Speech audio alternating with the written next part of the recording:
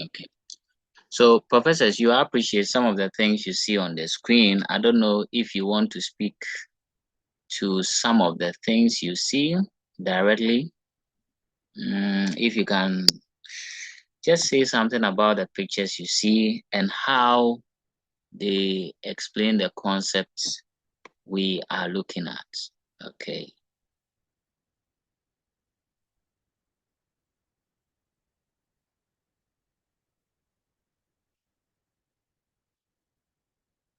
Okay, I think we can use this one, this picture, as to really get the process of communication that we just looked at. Let me see if I can have the bigger picture there. I'll get you to speak to it, to react to how you think you see the process in the process of communication in this picture. Please feel free to share your idea, okay? I always encourage my students to participate. There's nothing like a wrong answer. Okay, so please don't be shy.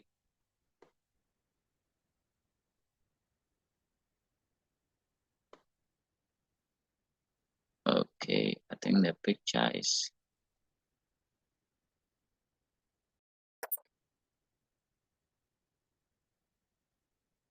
Let me see.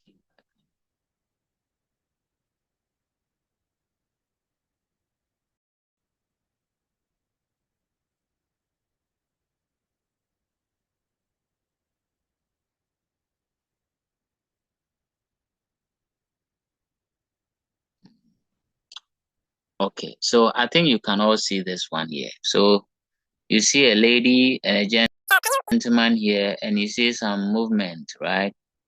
So can you use this picture to quickly, as it were, link it with the process of communication that we have looked at, right? I don't know how, but I believe you can do that.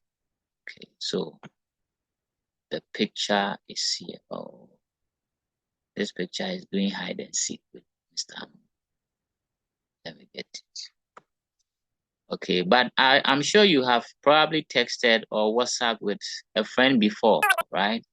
So at least you know what goes into that. Okay. While the picture is loading, let's personalize this. So professors, if you want to text a friend, how do you start and how do you end it? I think Charles' background, so I may have to follow it. I don't know if it has improved, then you may want to, or you can set your Zoom to screen the background noise. I'll be happy to hear from you. So Professor, I'm sure you've WhatsApped or you've texted someone before. So take us through the process you went through.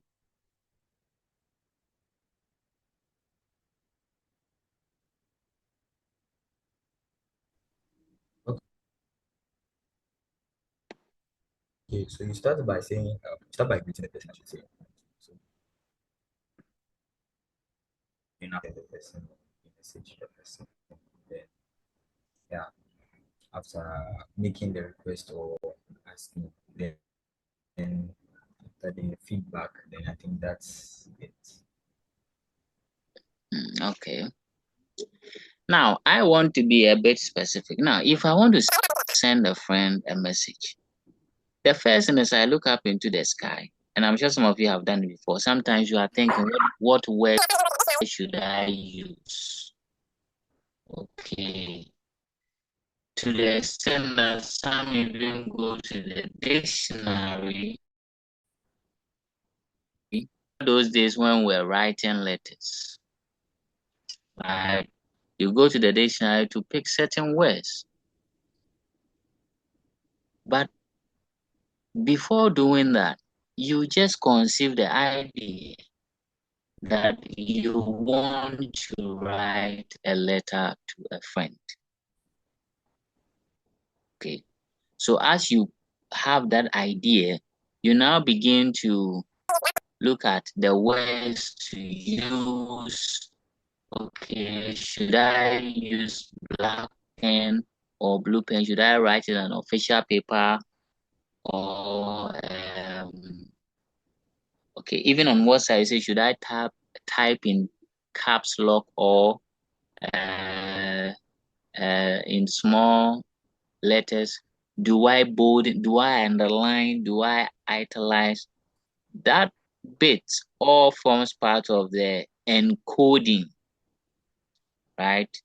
You are trying to generate a format to communicate your idea of writing a letter, probably on how you spent your holidays. Okay. Now, as you encode, you select the medium to transfer either by Ghana Post or you take a picture and send on WhatsApp or you give it to a friend who is going to the school. Okay, so there are various means you can transmit that message to the person. So let's go through the process again. You conceive the idea. That's the first thing. So you see, you are there and it just come to your mind. That's the conception, that write a letter to so and so telling him or her about how you spent your holidays. So when that idea pops up, which is the first stage, when you conceive that idea, you go ahead to put it in a format. Am I going to do text messaging or handwriting? Right? What word should I use? Should I use jargons or I should use simple English? Should I even write in French? That is the encoding part. You are trying to put your idea in a format that can be transferred. Then after, you select how, the avenue through which you are going to send the message. Finally, if for example you choose Ghana Post, your friend will receive it, and when he or she receives it, he or she would have to decode. So decoding means he or she would have to break down to understand what you have encoded. Okay. And after that, it shouldn't end there. I think we all get worried when we are not hearing from the other side. And that is why communication is effective when the other side provides a response or feedback. So always. So I just wanted us to appreciate that. Now, the next thing we are looking at is channels of communication. Remember, we are more fixated on a business, right? So we now know what communication is. We know the process or the stages you have to go through if you want to communicate. Now, I will use your experience on information to you, right? And sometimes you would also pass an information to your brother, or your mother might pass on information to your father, or you would also pass on information to your mother or father. Now, professors, let me draw some, permit me to draw some twice family, if there's something like that. Okay, here.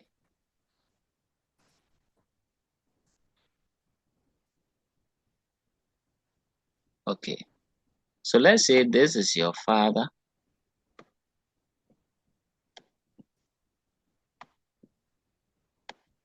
and this is your mother.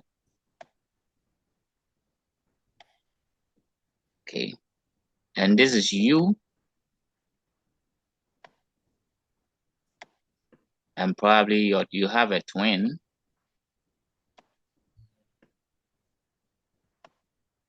and maybe you have a smaller sister. Yes. So this is your family. So the point I was making is that information can come from your father to your younger sister, or to you, or to your mother, or it can also go that way. But I want you to appreciate, in terms of authority, I know you all agree with me that you are not on the same level with your father. Your father commands more authority than you. Likewise, you also command more authority in the family than your younger siblings.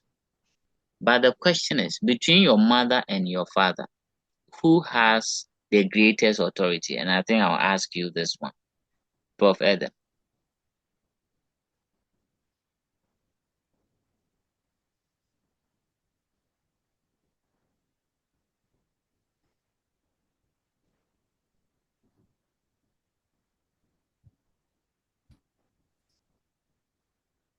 Yes.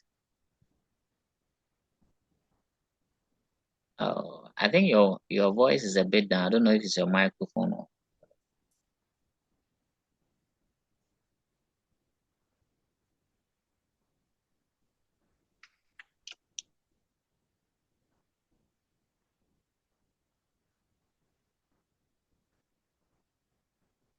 Okay.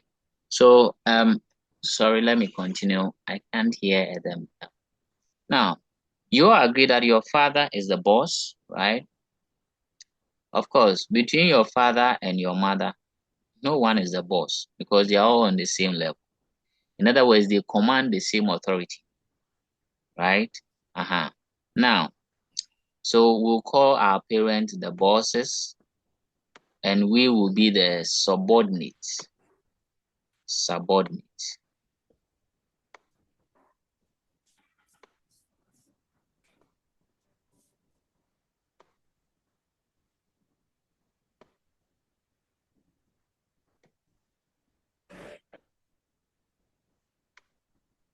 Okay. I don't know if Adam is making a point. I'm struggling to hear him. Okay. Now, the boss can also be referred to as what? Superior, right? Your parents are superior than you. They brought you to the world. So they command more authority than you have in the family. Your father can tell you to sleep, and you have no option than to sleep. I'm not sure you can tell your father to sleep and he will just go to it. Okay, so look at it. So the point is that information can move from your superior to you, the subordinate, right? And we can also have a scenario where the information will move from one superior to another superior, or from one subordinate to another subordinate. Now, this picture gives you about two main channels of communication. Two main channels of communication. One from your boss to the superior subordinate, so the superior to the subordinate, or between subordinate or between superior. So we can have two. Now, if it is between a boss and a subordinate, B for boss, S for subordinate, you all know that this is how the structure is like. Your boss is always on top of you, right? Uh-huh. But if it's between bosses or subordinate, then we will have this. It's B to B, boss to boss, or subordinate to what? Subordinate. That one, no one is on top of anybody. So this explanation I've given here is leading us to two channels of communication, and that is vertical and horizontal. Vertical and horizontal. So channels of communication, let me write it. Channels of communication.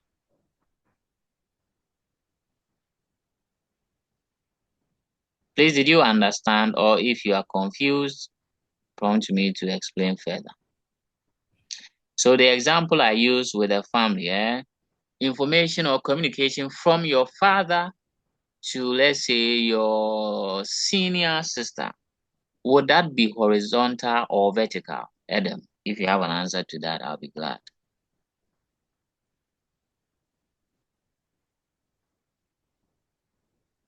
Communication from your father to your senior sister.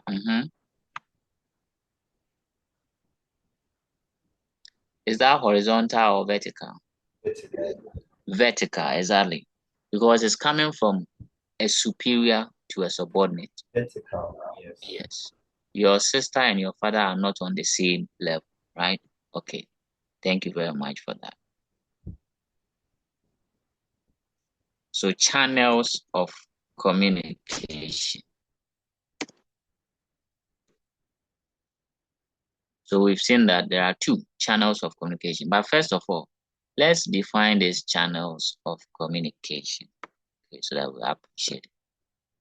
I think based on what I've said, channels of communication refers to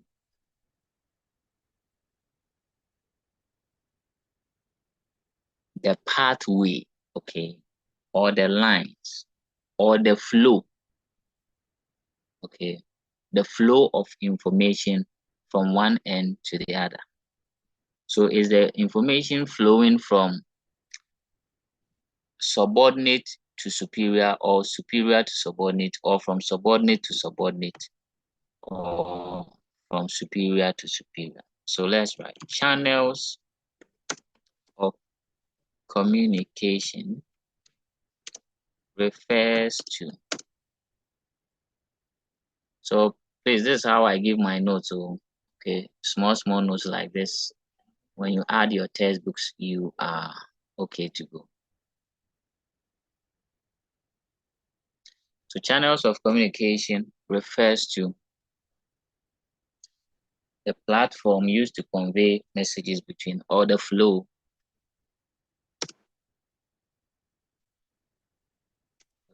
or direction of information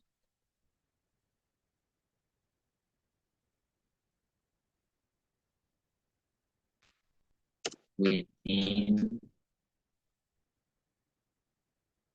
an organization.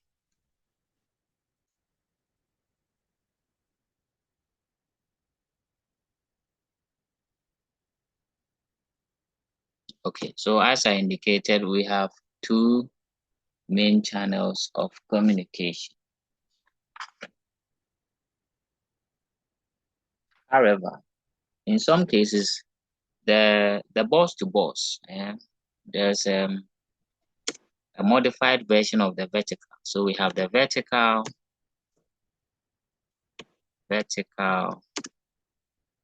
communication.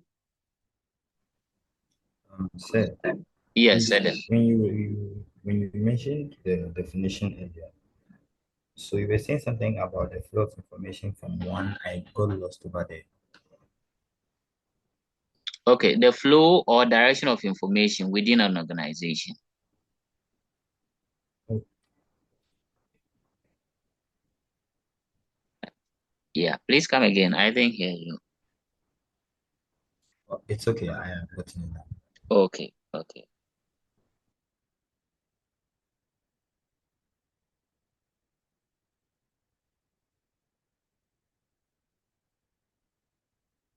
Now, you see, within each channel, these are the broad channels, but within each channel, okay, we look at the various means you can move either from boss to boss or superior to what? Superior, okay. So the channel refers to the flow, or better still, you could say the medium through which information gets from one person to another, right? So we have vertical, we have horizontal, and then we have diagonal. So these are the broad channels of communication. However, each of them has some forms that we would have to look at.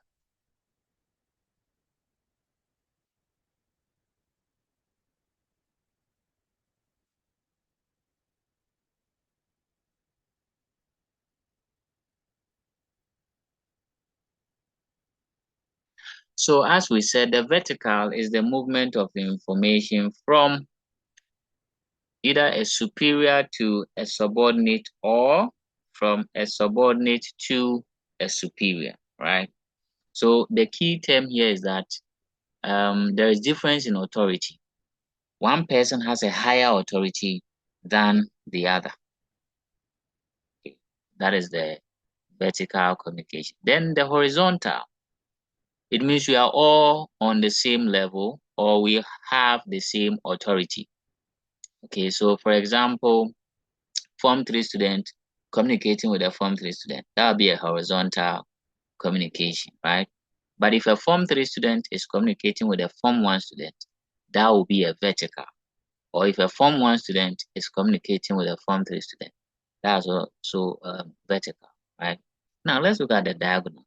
Why this diagonal?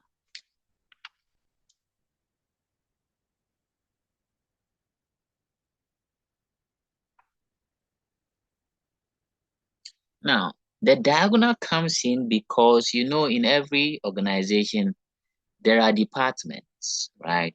Organizations are departmentalized. For example, if we take your school, you have your science department, your maths department, or should I say the arts department, business. Okay, I think it's business, science, arts, etc. Right? Communication could happen between department. So imagine the head of department in the business department wants to pass on an information to the science head of department. Okay. They are all on the same level, right? They are all heads of department, but they are in different departments. So we use the diagonal, okay, to appreciate the difference in departments where these authorities find themselves, right? Uh-huh. So that is a bit about the diagonal. Please, any question?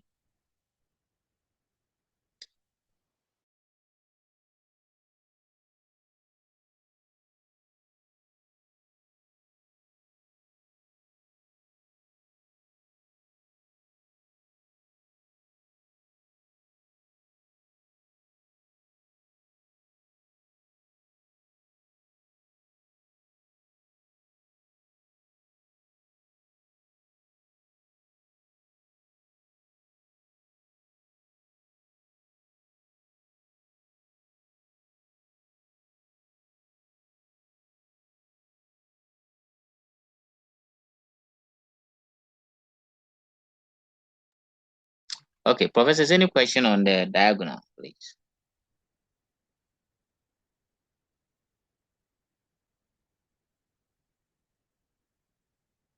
So I don't know if you got a point, right?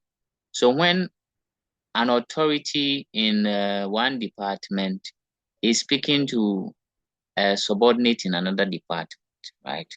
I'm sure that's a point I made earlier, unless maybe I missed the point.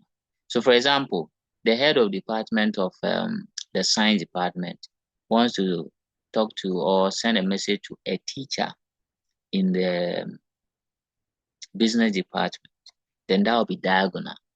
Okay, it cannot be a holistic vertical communication because they are not in the same department. So the diagonal comes in when we have two departments in the picture. Okay, now let's progress. I think we have to put down something or write something, or if my professors are okay and have written something based on what I said, then fine. If not, let's look at vertical in communication.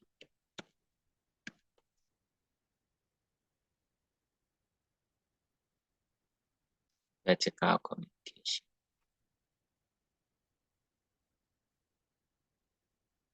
So this is the flow of information from a superior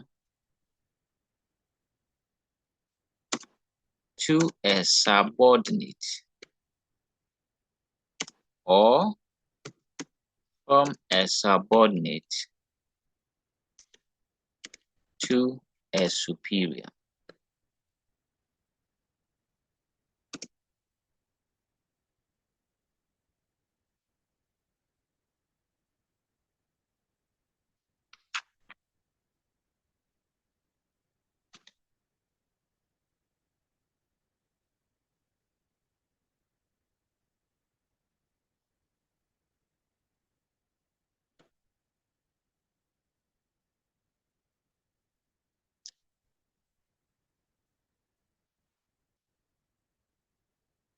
Okay, so that's vertical communication. Now, based on that, you would then get the sense that we can have upward vertical communication as well as what?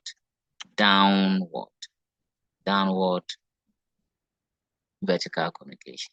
So the upward will be moving from the subordinate to the superior, right? And downward means moving from the superior to the subordinate. Now let's look at the main tools used in the vertical communications. Okay, some of the tools you can use in the vertical communication. So let me ask, if your father wants to talk to you, what are some of the specific tools he will use? Would he call you on phone, or he'll call you face to face, or you'd have a meeting, or he will write a letter? Which of them does your father use in the home? Adam.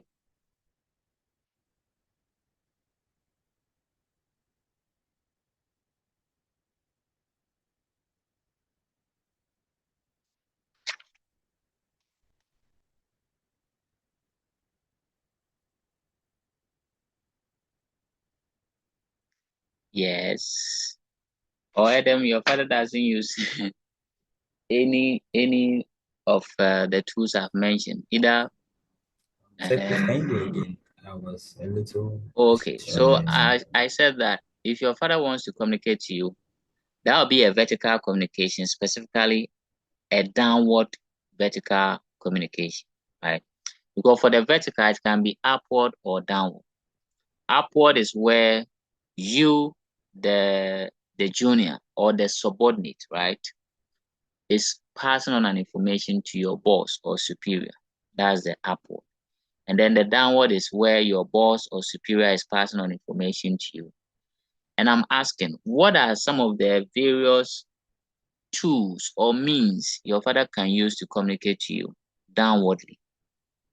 And I gave example. Would he use a meeting, a phone call, a letter, a memo? So a phone call. He does phone call. Even when you are home, he calls you on phone. Oh no. Okay, when I'm home, he will just call me directly. Okay. Okay, that's nice. Okay. So you see those tools or what other books you see as the channels of communication, i.e. phone call, meetings, memos, okay, they can be used in any of the vertical or horizontal or diagonal, right? So it's better for us to appreciate the flow. Is it moving from top to down or down to top or moving from one point to another on the same line, right? So that's why we are appreciating some of these upward, downward, vertical issues. Okay. However, each of these techniques or channels has its own advantage or uses. There are some situations that will require you to do an upward communication, and there are some situations where you would have to use a downward communication. So let's appreciate some of the uses of upward communication and uses of downward communication.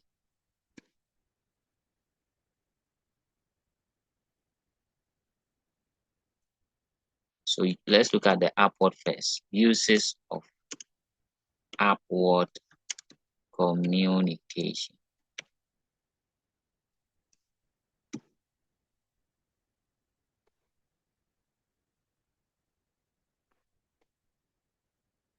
So upward means you are communicating with your father. So Prof. Adam,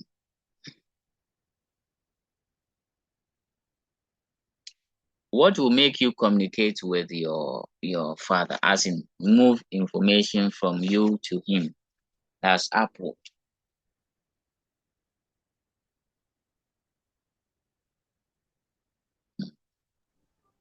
Okay, So when I want to ask him for something. Okay, when you want to ask him for something, that is one. Okay. Apart from that, what else?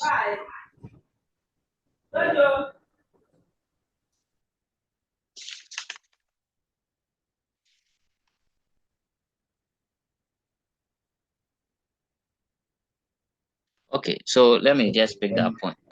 And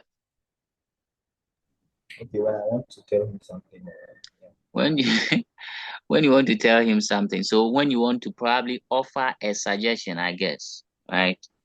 Oh, Daddy, why don't you buy a Toyota Corolla instead of a Toyota Yaris, right? At that point, you are offering a suggestion. And the first point is when you want to seek for some assistance, right? So, of course, in the organization too, subordinate can use upward communication to do the following, right? So, upward communication can be used to seek, to seek clarification on job or task assigned. So, if your boss, so for example, if daddy tells you to wash the car, right, and you are confused, you can communicate to him to seek clarification on the job or the task he has assigned. So, daddy, should I wash only the exterior or I should add the interior, right? So to seek clarification. Okay. And the next one is to air, right? Or convey grievances, grievances, grievances, and other concerns about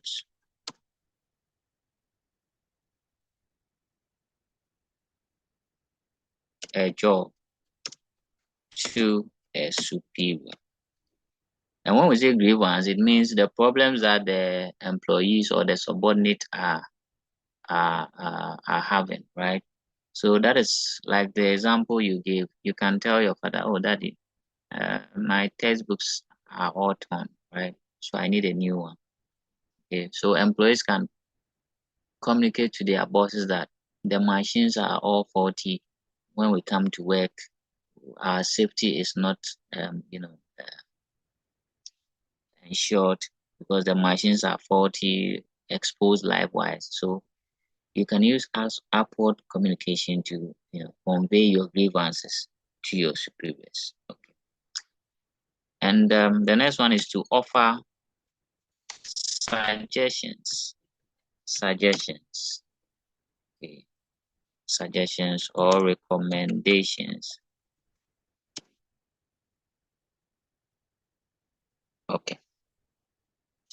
So these are the various uses of upward communication. It's basically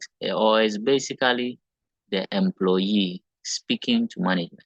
So they can seek for clarification, they can tell them their problems or grievances, and they can also offer suggestions. Let's see if we can look at the uses of downward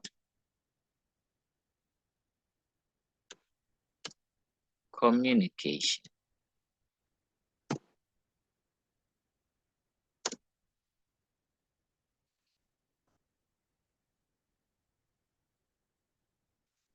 So definitely your father will communicate to you, one, because he wants you to do something. So downward communication is used to give instructions. To give instructions.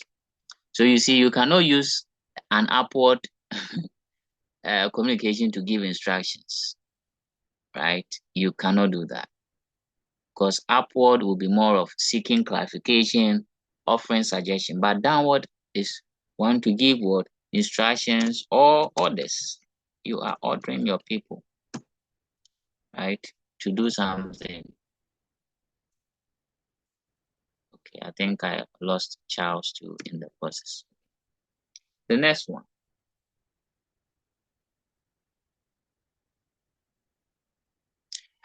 It can also be used to educate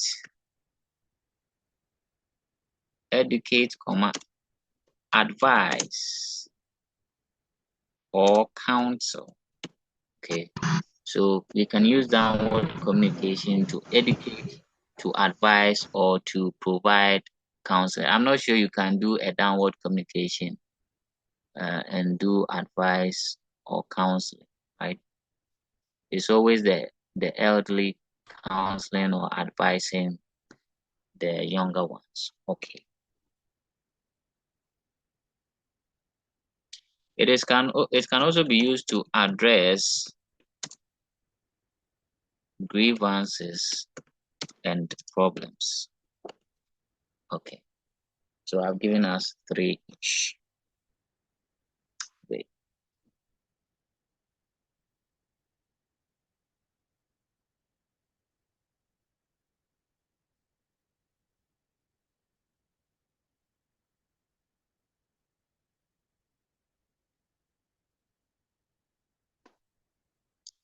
Okay. Professors, any question, Adam and Charles?